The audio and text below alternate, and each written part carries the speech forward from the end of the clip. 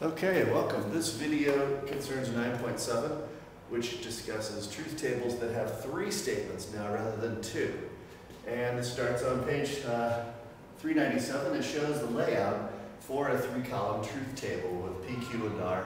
And I just thought I'd tell you that the formula sheet that you're given for your exam only shows a 2-column truth table here. So the 3-column one with P, Q, and R, you have to know how to make up one of those from your own notes. And so what I'm going to do here is I'll go back and show you how to do that from scratch, and then we'll proceed from there.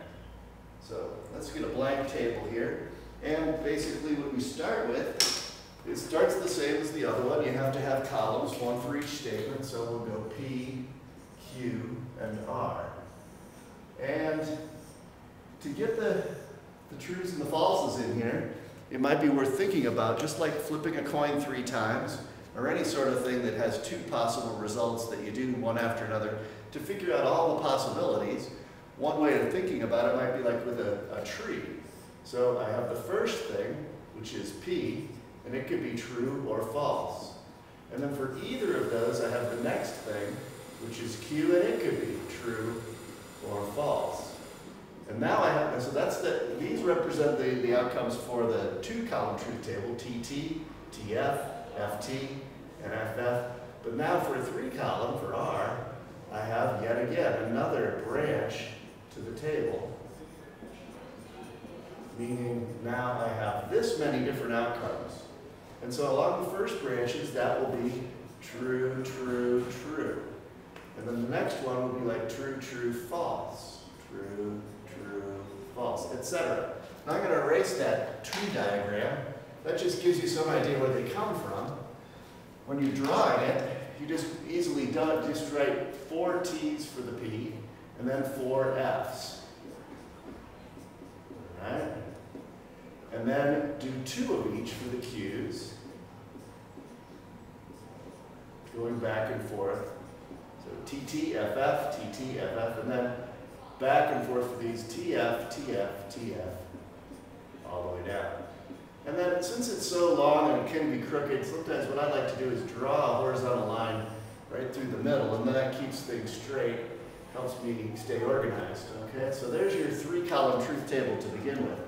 Now for this example, what I'm going to do is I'm going to go into 9H, and we're going to look at problems 4 and 5. All right, so that's 9H, 4, and 5.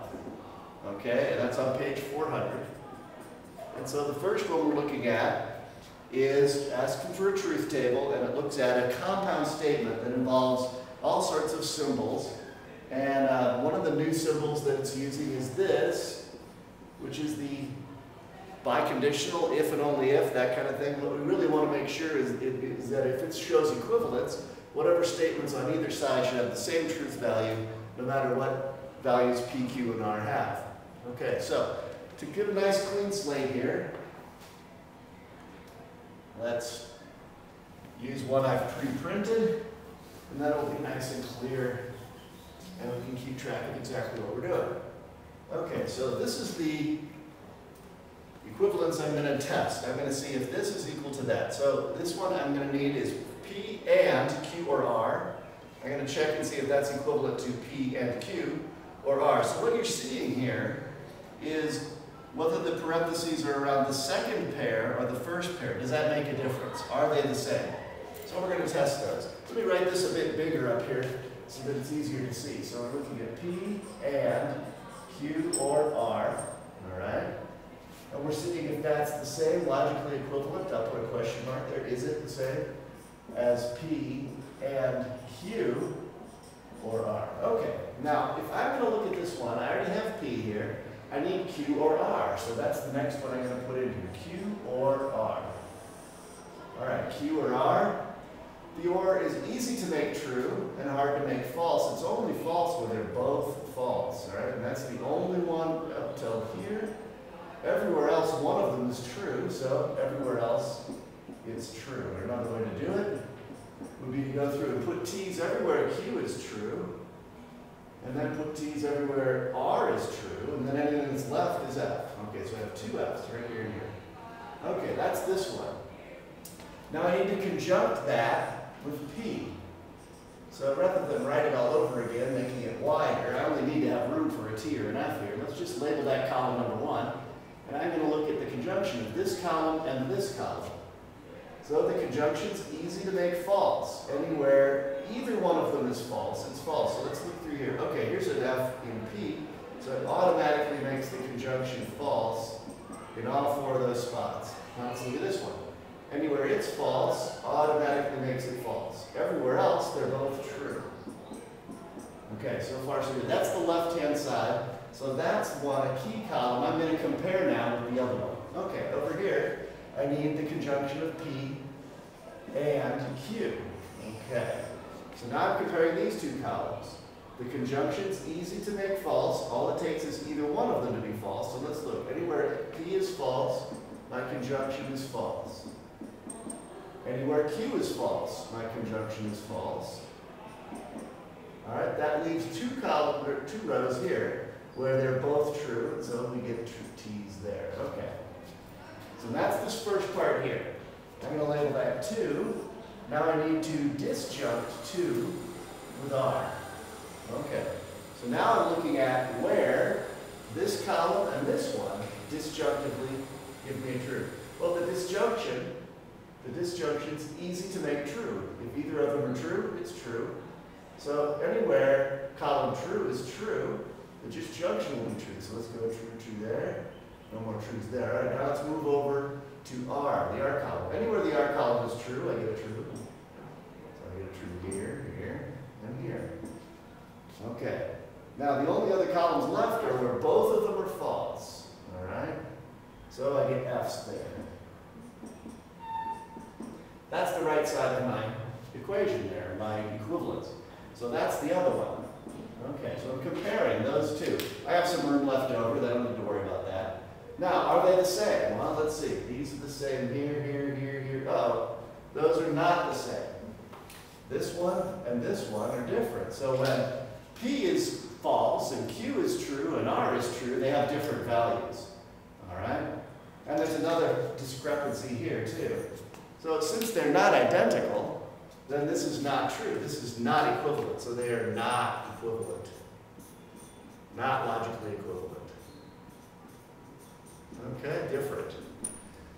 Now, the text says, that's question 4. And if you look it up in the back, you'll see that's the answer. Now, the second part of the question says, look at the Venn diagram associated with that. So for the Venn diagram, I replaced the lowercase letters with uppercase letters. I replaced the and with an intersection, and I replaced the or with a union.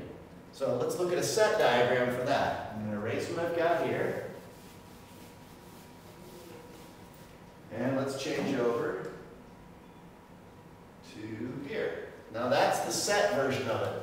P intersect Q union R. Is that the same? I should put a question mark there.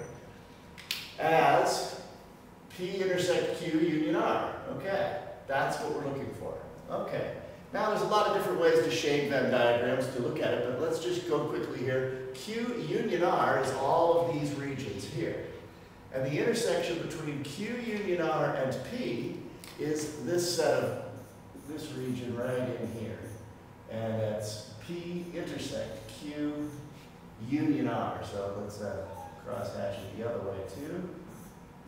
Okay. So that's the intersection between P and Q union R. Okay, so far so good. Now let's look at this one. This one should be P intersect Q, which is this part right here. And I'm going to union that with R. So I start with these. All right, now I'm going to add the elements of R to it. So cross it this way. I end up with this set. Well, you can see right away they're not the same. There's this entire part down here that is different between them. So just like we showed that they were not equivalent in logical terms, their the related set diagrams also not equal. So you can use that to verify, validate, and check your logical problems, just like you could use the logical problem, truth table, to check and validate your set diagrams. Okay, so that concludes that problem. That's problems 4 and 5 in 9H.